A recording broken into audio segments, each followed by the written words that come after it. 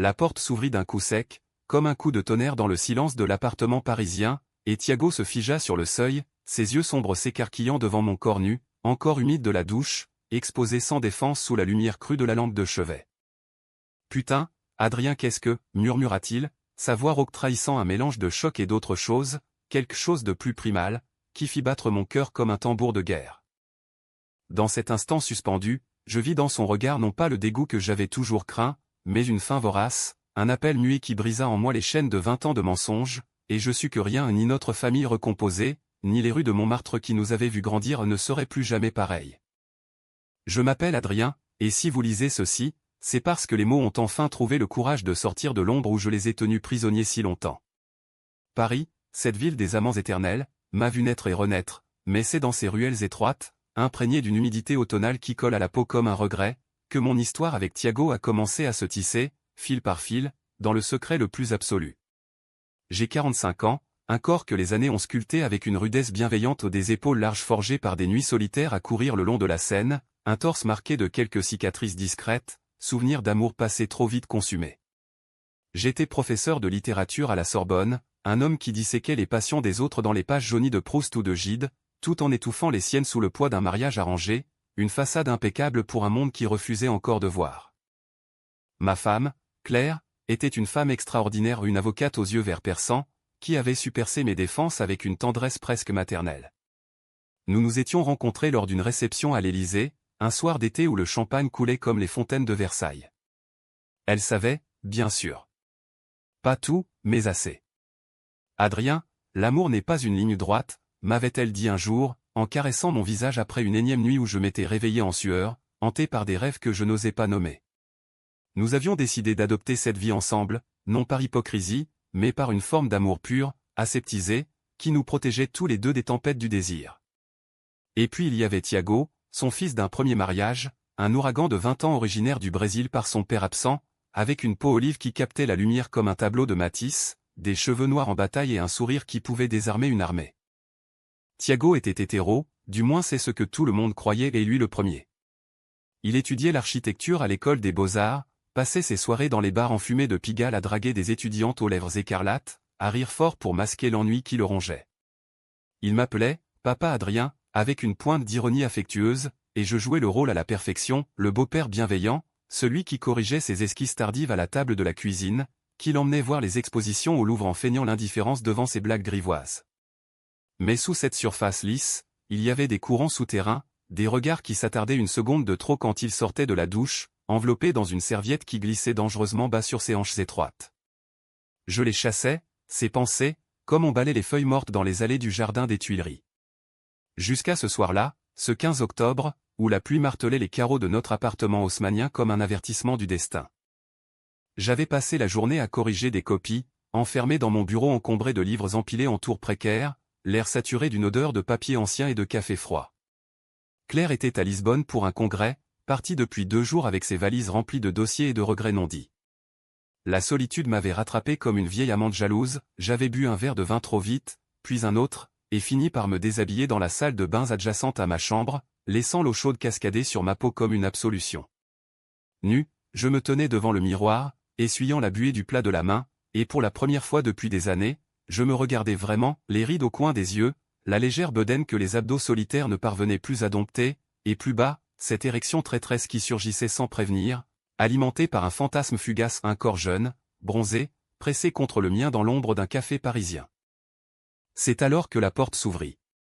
Pas un grincement discret, non, un choc, comme si Thiago avait trébuché dans le couloir, sa clé tournant dans la serrure avec une urgence maladroite. Il rentrait plus tôt que prévu d'une fête au Marais, sa chemise froissée sentant le tabac et la sueur, ses yeux rougis par l'alcool bon marché. Il ne frappa pas, pourquoi l'aurait-il fait? C'était sa maison, après tout. Et moi, là, vulnérable, mon corps exposé dans toute sa gloire impudique, tourné à moitié vers la porte, une serviette à peine attrapée dans la main droite. Le temps se figea. Ses lèvres s'entr'ouvrirent, un souffle chaud et saccadé, et dans ses pupilles dilatées, je lus non la répulsion, mais une curiosité brûlante, presque animale. Thiago, balbutiai-je, ma voix un murmure rauque, tandis que je tentais de me couvrir, mais mes mains tremblaient, et la serviette glissa au sol comme une reddition. Il ne bougea pas. Au lieu de cela, il referma la porte derrière lui d'un geste lent, délibéré, le clic du verrou résonnant comme un point final à notre innocence partagée. J'ai oublié mes clés pour le studio, mentit-il pitoyablement, mais ses yeux ne quittaient pas mon corps, descendant lentement, effrontément, jusqu'à ce que je sente la chaleur monter à mes joues, un mélange toxique de honte et d'excitation.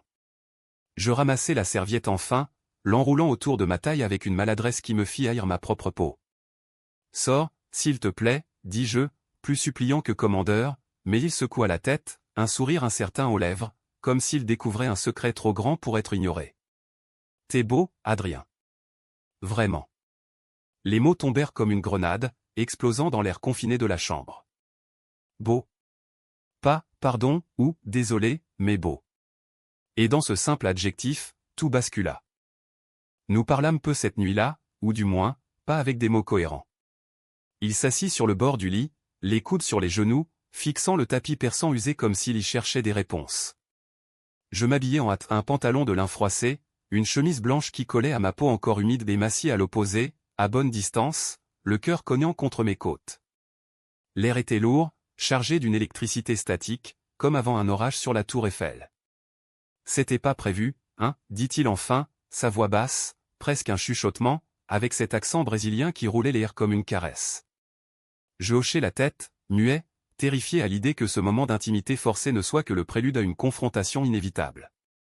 Mais Thiago, ce garçon si sûr de lui en public, si hétéro dans ses conquêtes éphémères, leva les yeux vers moi, et ce que j'y vis me désarma, de la vulnérabilité, pure et crue, comme un vin nouveau trop franc. J'ai toujours su, tu sais.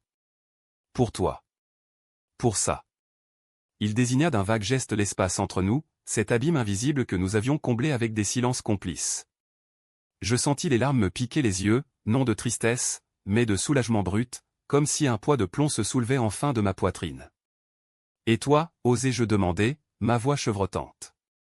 Il rit, un rire amer, secoué d'épaules. « Moi ? Je suis perdu, papa Adrien. Complètement paumé. Les filles, c'est facile, c'est ce qu'on attend. Mais toi merde, depuis que maman t'a ramené à la maison, il y a eu des nuits où il s'interrompit, passant une main dans ses cheveux, et je vis ses joues s'empourprer sous la peau hâlée. Des nuits. Le mot plana entre nous, chargé de promesses non dites, et je sus que ce n'était pas une fin, mais un commencement. Un commencement dangereux, interdit, qui allait nous emporter comme la Marne en crue. Les jours suivants furent une danse maladroite autour de ce secret naissant. Claire revint de Lisbonne avec des cadeaux enveloppés de papier criard et des histoires d'avocats portugais trop gais, et nous reprîmes notre routine, dîner à 3 dans la cuisine aux murs tapissés de photos jaunies, promenade dominicale le long du canal Saint-Martin où Thiago feignait l'indifférence en scrollant son téléphone. Mais sous la surface, tout bouillonnait. Un regard volé pendant le petit déjeuner, quand ses doigts effleuraient les miens en passant le sucre, un silence prolongé dans le métro, nos cuisses se frôlant accidentellement ou pas dans la cohue des heures de pointe. Et moi, Adrien le rationnel, je me noyais dans cette marée montante, hanté par les souvenirs d'un passé que j'avais cru enterré. Martin. Ah, Martin. Il revenait dans mes rêves comme un fantôme bienveillant, mon premier amour, celui qui m'avait initié à Paris dans les années folles de ma jeunesse. Nous nous étions rencontrés à 20 ans, lors d'une lecture de poèmes surréalistes dans un café de Saint-Germain-des-Prés, où l'air était saturé de fumée de gauloise et de rires étouffés. Martin était un peintre, un bohème aux yeux bleus perçants et aux mains tachées de cobalt, qui peignait des nus masculins avec une ferveur presque religieuse. Notre histoire avait été un feu d'artifice, nuit passée à faire l'amour sur des toiles vierges, promenade main dans la main sous les platanes du Luxembourg, ignorant les regards obliques des passants. Mais la vie, cette garce impitoyable, nous avait séparés au son départ pour New York, une bourse à l'Art Student League, et moi, terrifié par l'idée d'un coming out qui aurait ruiné ma carrière naissante. Nous nous étions quittés avec une lettre, des mots froissés sur du papier pelure, je t'aime, mais pas assez pour te suivre. Martin hantait encore mes nuits, et c'est son ombre qui rendait mon attirance pour Thiago encore plus coupable. Était-ce une trahison envers lui, envers Claire, envers moi-même? Je passais des heures à marcher seul dans les jardins du Palais Royal, les fontaines murmurant leurs secrets aux statues de marbre, cherchant une réponse dans le clapotis de l'eau. Et puis, un soir de novembre pluvieux, Thiago frappa à ma porte de chambre un coup discret, presque timide. J'ouvris, le cœur en suspens, et il entra sans un mot, sa silhouette massive emplissant l'encadrement. Il portait un pull gris trop grand, emprunté à mon armoire sans doute, et ses cheveux goûtaient sur le parquet. J'ai besoin de parler, dit-il, mais ses yeux disaient autre chose.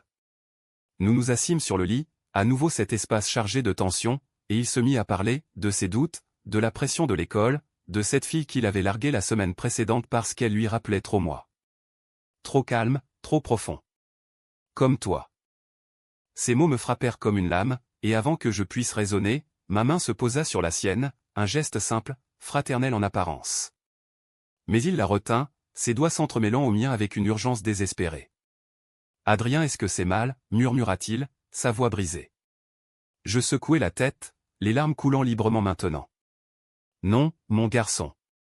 C'est juste humain. » Et dans ce aveu, nous basculâmes. Ses lèvres trouvèrent les miennes, hésitantes d'abord, puis affamées, un baiser salé de pluie et de désespoir. Ses mains explorèrent mon corps avec une maladresse touchante, traçant les contours que j'avais cachés si longtemps, et je me laissai aller, pour la première fois depuis des décennies, à la pureté d'un désir sans phare. Nous fîmes l'amour cette nuit-là, lentement, tendrement, dans l'ombre bienveillante de la chambre, nos corps se découvrant comme deux continents perdus. Il était maladroit, Thiago, ses gestes hâtifs trahissant son inexpérience dans ce domaine, mais c'était cela qui le rendait si précieux, une virginité offerte non par ignorance, mais par choix, par un amour naissant qui transcendait les étiquettes. Le lendemain matin, la culpabilité me rattrapa comme une nausée. Allongé à ses côtés, écoutant sa respiration régulière, je fixai le plafond fissuré, hanté par l'image de Claire rentrant plus tôt que prévu, nous surprenant dans ce lit conjugal souillé. Je me levai sans bruit, préparai du café dans la cuisine froide, et quand il descendit, les cheveux en bataille et un sourire timide aux lèvres, je sus que nous avions franchi une ligne invisible. On en parle, proposa-t-il, s'asseyant en face de moi, ses pieds nus effleurant les miens sous la table. Je hochai la tête, mais les mots restèrent coincés dans ma gorge. Au lieu de cela, nous parlâmes de tout et de rien, de l'architecture haussmannienne qui l'enthousiasmait, de mes leçons sur Baudelaire et les fleurs du mal. C'était une façon de normaliser la normale, de tisser notre secret dans le tissu quotidien. Mais Paris, cette ville au milieu, n'était pas dupe. Une semaine plus tard, lors d'un dîner familial anodin, Claire avait cuisiné un coq au vin parfumé au thym du marché d'Aligre. Thiago et moi échangeâmes un regard trop long, une complicité trop évidente. Elle le remarqua, bien sûr, ses yeux vers s'assombrir un instant, mais elle sourit, comme toujours, masquant sa douleur derrière une gorgée de Bordeaux. « Vous deux, vous vous ressemblez de plus en plus, dit-elle d'un ton léger, et je sentis mon estomac se nouer. Était-ce une accusation voilée, ou simplement l'observation d'une mère aimante? Thiago rougit, baissant les yeux sur son assiette, et changea de sujet en racontant une anecdote sur un professeur excentrique. Mais le mal était fait, la graine du doute était plantée. Les semaines qui suivirent furent un tourbillon de passions clandestines, un balai d'ombre et de lumière dans les recoins de notre appartement.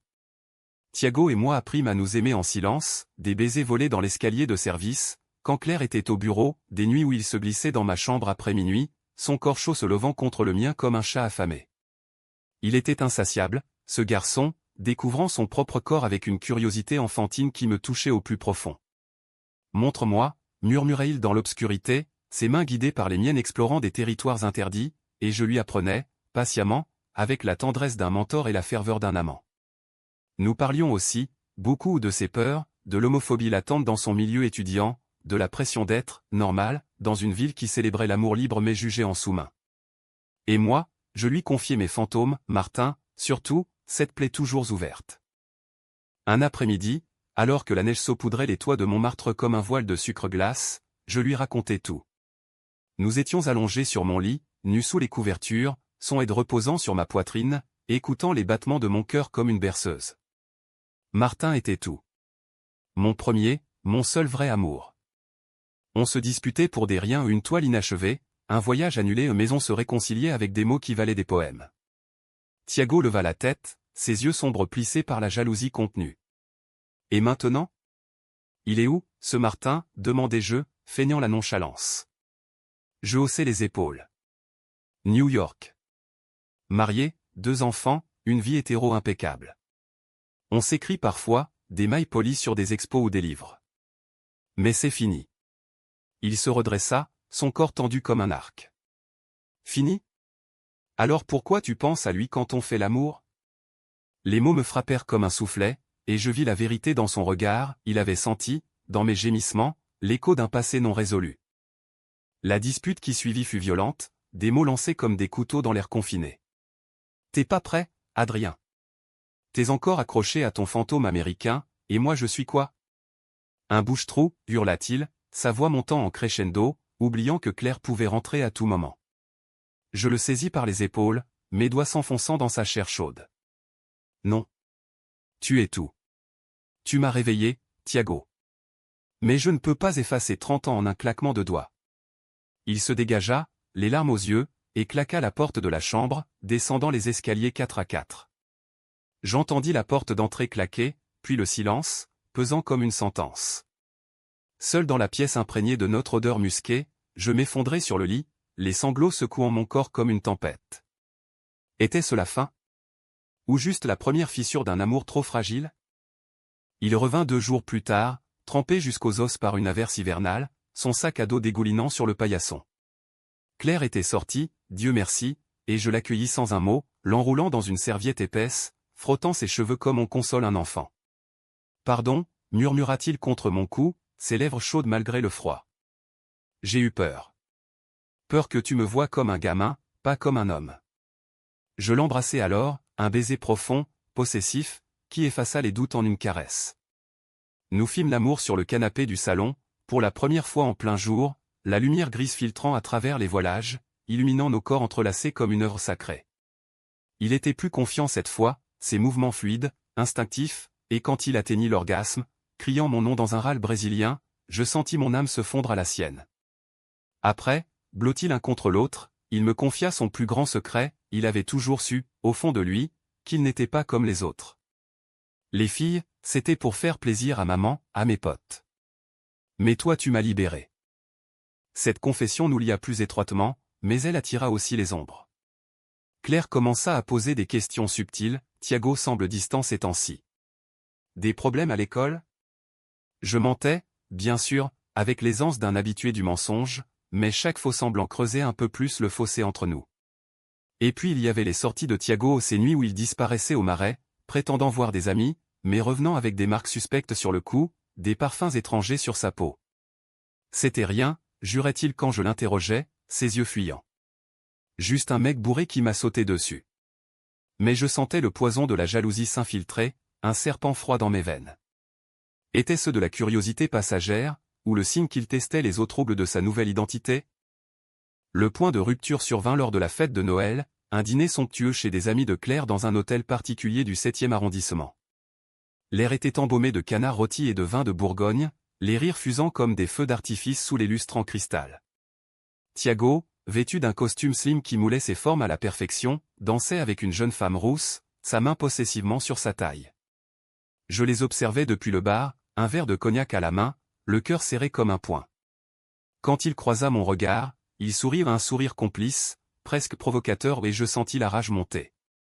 Plus tard, dans les toilettes lambrissées de bois de rose, il me coinça contre le lavabo, ses lèvres écrasant les miennes dans un baiser fiévreux.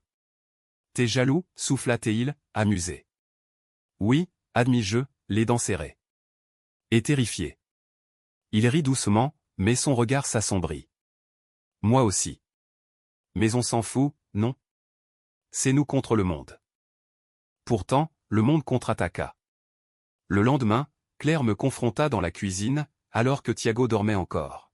« Adrien, dis-moi la vérité. Qu'est-ce qui se passe entre vous ?» Sa voix était calme, mais ses mains tremblaient en versant le café. Je niai, bien sûr, balbutiant des excuses sur le stress des examens, mais elle secoua la tête, les larmes coulant librement. « Je vous ai vu, hier soir. Ce regard c'est plus qu'une amitié. Et si c'est ce que tu veux, je l'accepte. Mais pas en cachette. Pas comme ça. » Ces mots me brisèrent, elle n'était pas en colère, juste blessée, une femme aimante forcée de regarder son monde s'effriter. Je m'excusai, la serrai dans mes bras, mais au fond de moi, la peur grandissait, et si Thiago n'était pas prêt pour la lumière? Les mois d'hiver passèrent en un blur de tendresse volée et de doutes grandissants. Nous eûmes nos moments de grâce, une escapade secrète à Versailles, où nous nous promenâmes dans les bosquets enneigés, nos mains gantées se frôlant sous les statues de Louis XIV, une nuit à l'opéra, où il posa sa tête sur mon épaule pendant que les violons pleuraient pour des amours maudits. Mais la fissure s'élargissait. Thiago devint distant, obsédé par un projet d'architecture qui le tenait éveillé jusqu'à l'aube, rentrant avec des cernes sous les yeux et des excuses laconiques. C'est rien, juste le boulot, disait-il, mais je sentais l'hésitation dans sa voix, comme un écho de nos premières nuits. Et puis Martin réapparut. Pas en chair et en os, mais sous forme d'un email anodin: Adrien, je serai à Paris la semaine prochaine pour une expo. Café? Mon cœur s'emballa, un mélange de nostalgie et de terreur. Je n'en parlais pas à Thiago, bien sûr, mais le destin en décida autrement. Lors d'une de nos rares soirées ensemble, alors que nous dînions d'une ratatouille improvisée, son téléphone vibra. Il le consulta, blêmi, et me le tendit sans un mot. C'était un message de Martin en comment? Ravi d'avoir revu Adrien. Il a l'air heureux. Dis à ton père que je pense à lui. Thiago avait fouillé mon ordinateur, par jalousie ou par curiosité, et maintenant, le passé nous rattrapait comme un boomerang. La dispute qui éclata fut cataclysmique. Tu le revois? Ce salaud qui t'a largué, hurla-t-il, renversant son verre de vin rouge sur la nappe blanche. Je tentai de calmer le jeu, expliquant que c'était innocent, mais ses yeux flamboyaient de rage. Innocent? Comme nous? T'es qu'un menteur, Adrien.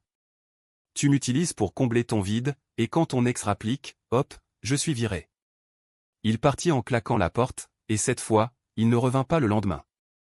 Ni le surlendemain. Claire, sentant la tempête, me prit à part: laisse-le respirer. Il est jeune, perdu. Comme tu l'étais. Ces mots étaient sages, mais ils ne guérissaient pas la plaie ouverte dans ma poitrine. Quand Thiago réapparut, une semaine plus tard, ce fut avec un air résolu, presque froid. Nous étions dans le salon, une bouteille de Calvados entre nous pour adoucir l'amertume. J'ai vu quelqu'un, lâcha-t-il abruptement. Un mec de l'école. On a couché ensemble.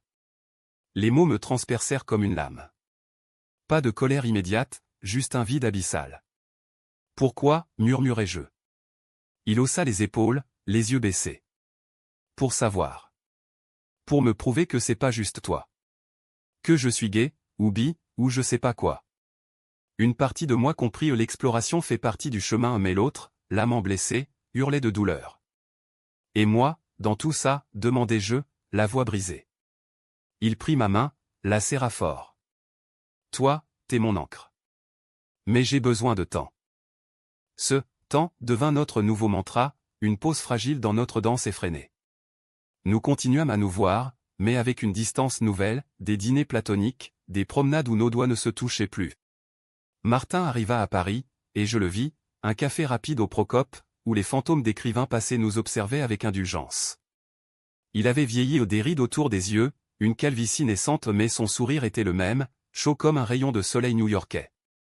Tu as l'air épanoui, dit-il, et je lui parlais de Thiago, vaguement, comme d'un ami proche.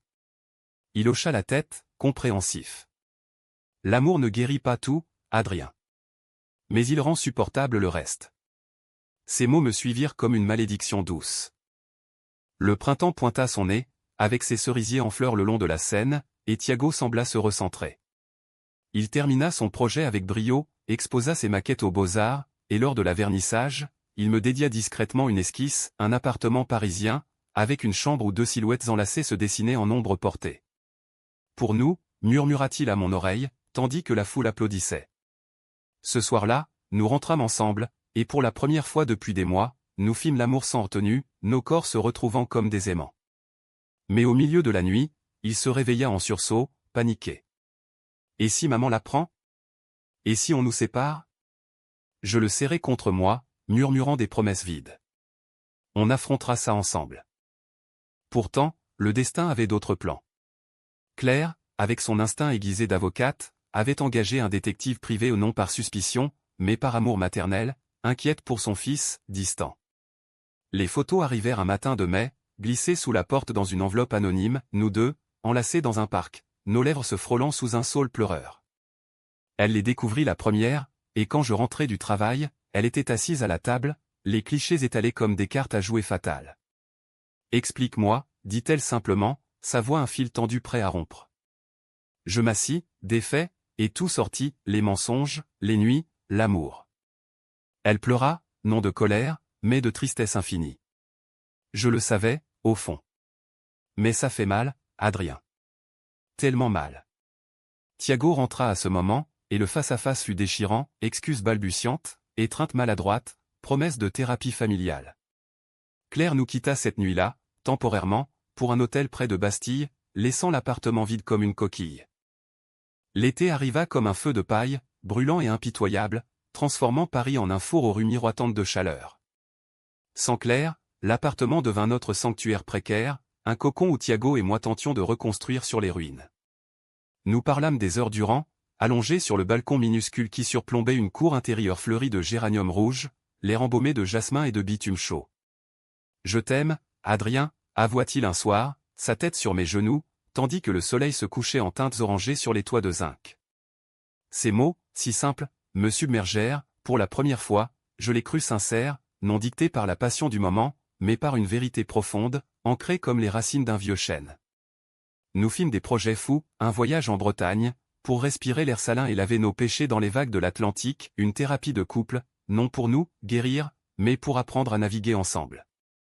Mais la trahison guettait, tapie dans l'ombre comme un chat de gouttière. Thiago, sous la pression de son coming-out forcé, se tourna vers ses amis du Beaux-Arts, ces artistes exubérants qui vivaient la nuit et les amours fluides comme des ébauches jetées.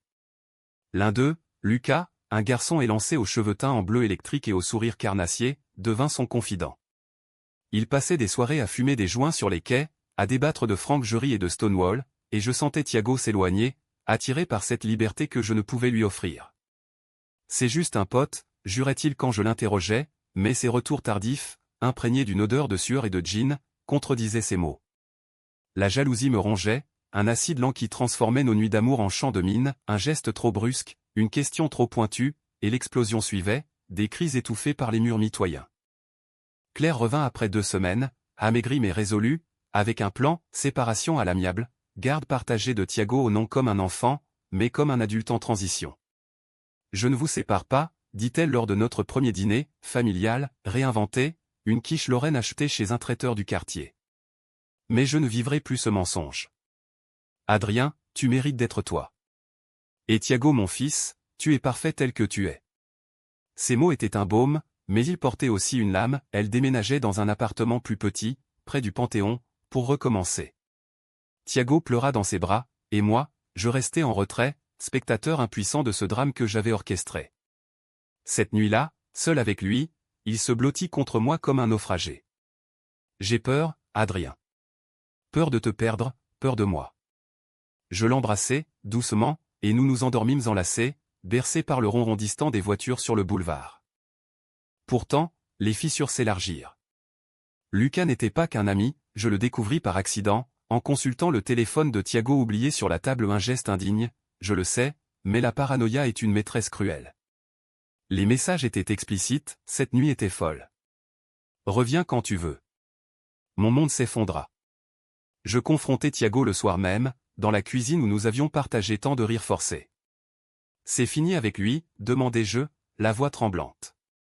Il pâlit, puis avoua, les yeux baissés, c'était une erreur. Une façon de tester. De voir si c'était juste nous, ou si j'étais vraiment queer.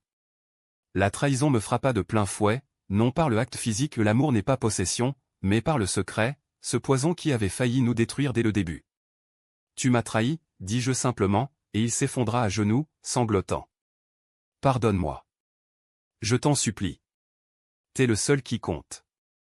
Nous traversâmes cette épreuve comme un ouragan, avec des nuits blanches et des thérapies de fortune, des livres sur la jalousie, des promenades silencieuses sous les arcades des Champs-Élysées. Lentement, la confiance revint, fragile comme une toile d'araignée sous la pluie. Et puis, l'été culmina en un voyage en Bretagne, comme nous l'avions rêvé. Nous louâmes une petite maison en pierre près de Quiberon, face à l'océan déchaîné, où les vagues se brisaient sur les rochers avec une fureur biblique. Là, loin de Paris et de ses jugements, nous nous retrouvâmes. Des jours entiers à nager nus dans les criques isolées, nos corps luisants sous le sel, des soirées à cuisiner des fruits de mer sur un feu de camp, riant des étoiles qui perçaient le ciel comme des diamants. Une nuit, sous une lune pleine qui argentait les dunes, Thiago me demanda en mariage au pas formel, pas légal, mais un serment gravé dans le sable, soit à moi, pour toujours. Je dis oui, les larmes se mêlant au goût salé de sa peau. De retour à Paris, la réalité nous rattrapa. Claire avait rencontré quelqu'un, un collègue divorcé, un homme doux aux lunettes rondes qui la faisait sourire comme je ne l'avais pas vu depuis des années. Lors d'un dîner chez elle, dans son nouvel appartement aux murs blancs et aux étagères remplies de livres de droit, elle nous présenta, voici Paul. Et vous connaissez déjà mon ex-mari et mon fils.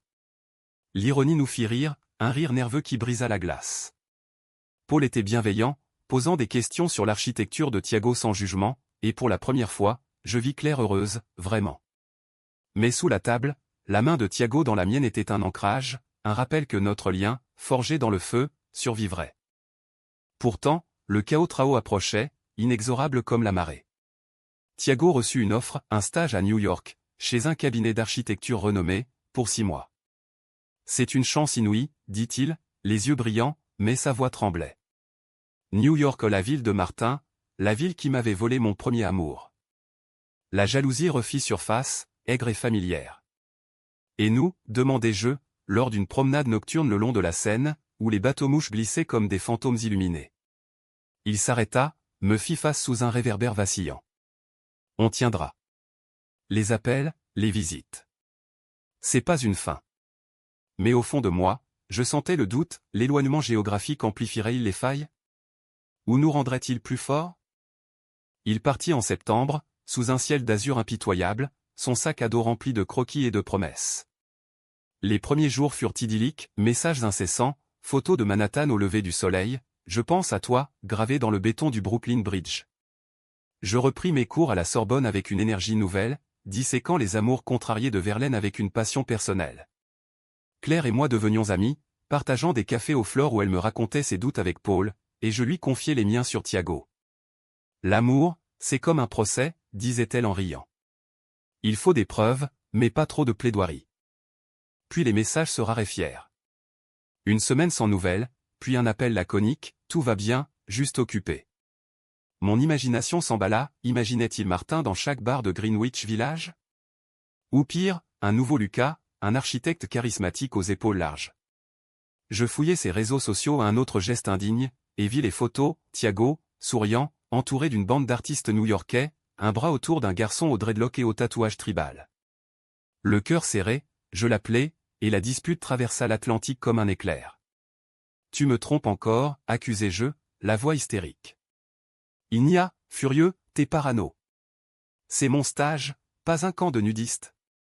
Mais putain, Adrien, si tu me fais pas confiance, c'est nous qui sommes foutus. La rupture fut brutale. Il raccrocha, et le silence qui suivit fut assourdissant. Je passais des nuits aérées dans Paris, buvant seul dans des bars gays du Marais où les corps anonymes offraient un oubli temporaire. Martin m'écrivit, sentant ma détresse, reviens à New York. On parlera. La tentation était grande, un retour aux sources pour panser les plaies. Mais au lieu de cela, je choisis la confrontation. J'achetai un billet d'avion, atterris à JFK sous une pluie battante, et me rendis directement à son studio de Brooklyn, un loft encombré de maquettes et de toiles blanches. Il ouvrit la porte en jean délavé et t-shirt taché de peinture, surpris, les yeux rougis par la fatigue ou les larmes. « Adrien, qu'est-ce que tu fous là ?» Je ne répondis pas, je l'embrassai, là, sur le seuil, un baiser désespéré qui goûtait le café froid et le regret. Il me traîna à l'intérieur, et nous parlâmes toute la nuit, assis par terre entourés de blueprints froissés. Il avoua, pas de trahison physique, mais des doutes, des nuits solitaires où il se demandait si notre amour n'était pas une réaction à la famille brisée, un cri contre l'abandon de son père brésilien. « J'ai peur d'être gay pour de mauvaises raisons, murmura-t-il, la tête sur mes genoux. Je lui racontai Martin, enfin, toute l'histoire, la perte, le deuil non fait. T'es pas un remplaçant. Tais-toi. Et je t'aime pour ça. Cette nuit-là, nous nous aimâmes avec une urgence nouvelle, nos corps se heurtant contre les murs nus du loft, libérés des chaînes de la distance. Le matin, sous un soleil timide qui filtrait par les fenêtres crasseuses, il décida, je rentre avec toi. Le stage peut attendre. Nous, non. Mais le destin, ce farceur cruel, intervint. En rentrant à l'aéroport, son téléphone sonna, un appel de l'hôpital. Son père, ce fantôme absent, avait eu une crise cardiaque à Rio, et réclamait son fils unique au chevet. Thiago partit pour le Brésil le lendemain, un vol de nuit qui le déposa à Rio sous un ciel tropical chargé de menaces. Je restai à New York une journée de plus, errant dans les rues de Soho comme un somnambule, touchant les vitrines des galeries où Martin exposait autrefois. La ville, avec ses klaxons impatients et ses néons criards, me renvoyait à mes 20 ans, une époque de possibilités infinies, avant que la peur ne me fige. Je rentrai à Paris seul, l'appartement vide résonnant de son absence comme un écho amplifié. Claire vint me voir, apportant une tarte aux pommes encore chaude, et nous parlâmes jusqu'à l'aube. « Il reviendra » dit-elle doucement, sa main sur la mienne. L'amour vrai ne s'effiloche pas si facilement. Ces mots étaient un phare dans la brume, et pour la première fois, je la remerciais vraiment non pour le pardon, mais pour sa force, cette humanité qui nous liait encore malgré tout. Les semaines suivantes furent un purgatoire de silence intermittent. Des messages sporadiques de Thiago, papa est stable. Je reste un peu. Puis rien, des jours de vide où mon esprit imaginait le pire lui, séduit par les plages de Copacabana, par un Brésil vibrant qui l'appelait à ses racines. Je repris mes habitudes, cours à la Sorbonne où les étudiants, inconscients, débattaient de l'amour courtois, soirées solitaires à lire Rimbaud sous la lampe, sévères comme des lames dans ma chair. Martin m'envoya une toile, un petit format, 2 silhouettes enlacées sur un pont parisien, anonymes mais évocatrices. Pour te rappeler que l'amour persiste, écrivait-il en dédicace. Je l'accrochai au mur, un talisman contre le désespoir. La trahison finale vint par email, anodin en apparence, une invitation à l'expo de fin d'année de Thiago aux Beaux-Arts, signée non de lui, mais de Lucas. Viens voir son chef-d'œuvre. Il parle de toi.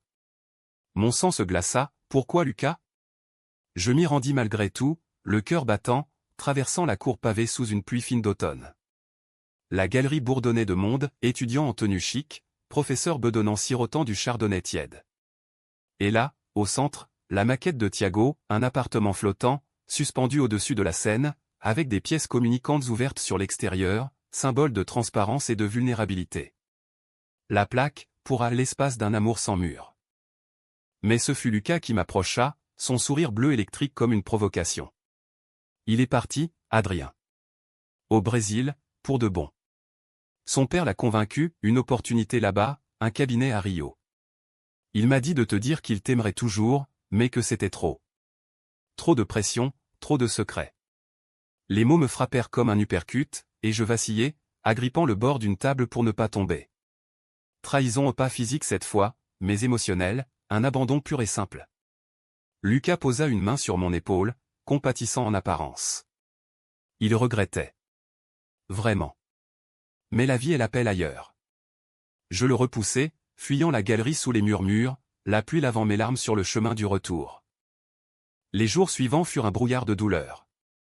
Je ne dormais plus, hanté par les souvenirs, son corps contre le mien dans la chambre parisienne, ses rires dans les dunes bretonnes, ses promesses chuchotées sous la lune. Claire vint, me força à manger, à parler. C'est une leçon, Adrien. Pas une fin. Tu as aimé, vraiment. Et ça, personne ne te l'ôtera. Elle avait raison, bien sûr, mais la plaie saignait encore. Je contactai Martin, impulsivement, et il répondit, viens à New York. Pour de vrai, cette fois. La tentation était là, un nouveau chapitre, mais je déclinai. Non par peur, mais par fidélité à ce que Thiago m'avait appris, l'amour n'est pas possession, mais libération. Le chaos trao émotionnel survint un soir de décembre, alors que la neige tombait enfin sur Paris, enveloppant la ville d'un manteau blanc et silencieux. Thiago appela, sa voix chevrotante à travers les parasites. Adrien, je suis rentré. À l'aéroport. J'ai tout plaqué. Papa va mieux, mais moi je pouvais pas. Sans toi. Mon cœur s'arrêta, puis repartit, plus fort. Je courus à Roissy sous la tempête, slalomant entre les taxis, et le villa, au milieu du terminal, valise à ses pieds, les yeux rougis. Nous nous embrassâmes sans souci des regards, un baiser public, libérateur, qui fit taire les murmures. Dans la voiture qui nous ramenait, il pleura contre mon épaule. J'ai eu peur. Peur de te faire du mal, de tout foutre en l'air. Lucas, c'était pour te tester, pour voir si tu partirais. Mais tu es resté. La révélation me stupéfia, non une trahison gratuite, mais un test cruel, né de ses insécurités. Idiot, murmurai-je, riant à travers les larmes. On teste pas l'amour. On le vit. De retour à l'appartement, Claire nous attendait, un dîner improvisé sur la table, foie gras et champagne, pour fêter les retours. Elle nous serra dans ses bras, un trio brisé mais recollé avec de l'or, comme un kintsugi japonais. Bienvenue à la maison, dit-elle simplement, et nous trinquâmes à l'avenir, incertain mais nôtre. Thiago et moi reprîmes là où nous nous étions arrêtés, mais changés, plus de secrets, des sorties main dans la main au marais, des coming out progressifs auprès d'amis choisis. Lucas fut banni, non par rancune, mais par maturité, et Martin devint un ami distant, un pont vers le passé sans regret. Pourtant, le vrai chaos Trao n'était pas dans les cris ou les séparations, mais dans une nuit de janvier, quand Thiago me confia son plus grand secret, il était séropositif, diagnostiqué lors d'un check-up à Rio, contracté lors d'une nuit d'égarement avant nous. « Je voulais pas te charger avec ça », murmura-t-il, tremblant. La bombe explosa en moi, non de peur, mais d'amour amplifié. On affrontera ça ensemble, dis-je, le serrant fort. Des tests, des médecins, des traitements en Paris devint notre forteresse médicale, avec ses hôpitaux aux couloirs aseptisés et ses laboratoires bourdonnants. Claire fut notre roc, Paul notre allié discret. Et lentement, la peur se mua en force, Thiago peignit au oui, il se mit à peindre, inspiré par Martin sans le savoir, des toiles abstraites de corps enlacés, exposées dans une petite galerie de Belleville. Le printemps revint, doux et traître, avec ses bourgeons qui percent l'écorce comme des espoirs têtus. Thiago et moi, nous étions transformés, notre amour, jadis clandestin et fiévreux, s'était mué en quelque chose de solide, ancré dans la réalité quotidienne. Les matins où je le réveillais avec un café serré et un baiser paresseux, les après-midi à esquisser des plans d'un futur appartement, peut-être à Lisbonne pour Claire, ou à Paris pour toujours, les soirées où nous cuisinions ensemble, riant des ratés au son feijoada trop épicé, mon clafoutis trop sucré. Il avait repris ses études, avec une maturité nouvelle, et moi, j'écrivais enfin, non des corrections anonymes, mais un roman, inspiré de nous, un récit d'amour gai dans les veines de la ville lumière, soumis à un éditeur discret. Claire et Paul se marièrent en juin, une cérémonie intime au jardin du Luxembourg, sous les marronniers en fleurs. Nous y étions, Thiago et moi, témoins gais au sens propre, échangeant des vœux qui sonnaient comme un écho au nôtre. À l'amour qui guérit, porta-t-elle en toast, ses yeux verts pétillants. Et pour la première fois, je sentis que la famille n'était pas une cage, mais un filet de sécurité, tissé de fils multicolores. Thiago, rayonnant dans un costume lin clair, serra la main de Paul avec une sincérité émouvante, « Merci de rendre maman heureuse. » Mais la vie, dans sa sagesse cruelle, réservait encore une épreuve. En juillet, lors d'une expo commune aux Beaux-Arts, ses maquettes côte à côte avec mes lectures littéraires, un journaliste du Figaro, flairant le scandale, publia un article, « Le beau-père et le beau-fils, une idylle parisienne ?» Les photos volées, les spéculations, les appels anonymes Paris, ville des amours, se muaient en tribunal public. Thiago paniqua, son passé brésilien remontant comme une marée noire, l'homophobie familiale, les rumeurs au village natal. On fuit, proposa-t-il, les yeux fous. Je secouai la tête. Non. On affronte. Nous publiâmes une déclaration commune, simple et fière, notre amour est vrai. Acceptez-le ou passez votre chemin. La réaction fut mitigée, soutiens enflammés sur les réseaux, de la part de la communauté LGBTQ+, qui nous adopta comme icône, murmures haineux dans les couloirs de la Sorbonne, où certains collègues évitaient mon regard. Mais au milieu de la tempête, des alliés surgirent, Martin, depuis New York, envoya une lettre ouverte d'artiste, comparant notre histoire à celle de Wilde et Bosie, Claire, intraitable, menaça le journal en diffamation. Et Thiago, mon Thiago, grandit sous la pression, il parla dans une interview à Tétu, sa voix ferme malgré l'accent roulant, défendant non seulement nous, mais tous les amours, non conventionnels. L'hétéronormativité, c'est une prison. J'en suis sorti, et je n'y retourne pas. L'été s'acheva sur une note de triomphe doux amer. Nous partîmes en Bretagne à nouveau, cette fois avec Claire et Paul, une escapade familiale où les vagues lavaient les dernières scories. Assis sur la plage au crépuscule, Thiago et moi main dans la main, regardant le soleil se noyer dans l'océan, il murmura, « Et si on adoptait ? Pas un enfant, pas tout de suite, mais un chien. Un labrador fou, pour remplir la maison de joie. » Je ris, l'embrassant sous les étoiles naissantes. Oui. Et un chat pour équilibrer. Le dénouement n'était pas une fin heureuse hollywoodienne, avec alliance et feu d'artifice, ni une bique lacrymale. C'était humain, imparfait, un amour forgé dans le feu de la trahison, tempéré par le pardon, illuminé par la vérité. Thiago et moi, nous vivions désormais ouvertement, nos corps marqués par les batailles au son traitement antirétroviral comme un rappel quotidien, mais rides comme des médailles de survie. Claire devint notre confidente, Paul notre complice, Martin, un ami par email, un lien avec un passé réconcilié. Et Paris? Elle nous berçait toujours, cette ville aux mille visages, de ces bords de Seine où nous marchions au lever du jour, de ces cafés enfumés où nous écrivions nos avenirs. Un soir d'octobre, 2 ans après ce premier regard nu dans la chambre, Thiago me demanda à nouveau, à genoux sur le parquet usé, « Épouse-moi. » Pas pour la loi, mais pour nous. Je dis oui, et nous célébrâmes avec un vin de Bergerac, nos lèvres scellant un pacte éternel. Aujourd'hui, alors que l'hiver pointe à nouveau, je regarde Thiago dormir, sa poitrine se soulevant rythmiquement, et je sais, nous avons gagné. Pas contre le monde, mais pour nous-mêmes. L'amour gay, dans toute sa casse et achetine, ses émotions brutes, sa romance infinie, n'est pas une anomalie américaine importée, mais un humanisme universel, fleuri dans les ruelles de Paris comme une rose sauvage. Et si le destin frappe encore à la porte, nous l'ouvrirons nus, sans peur, prêts à embrasser ce qui vient.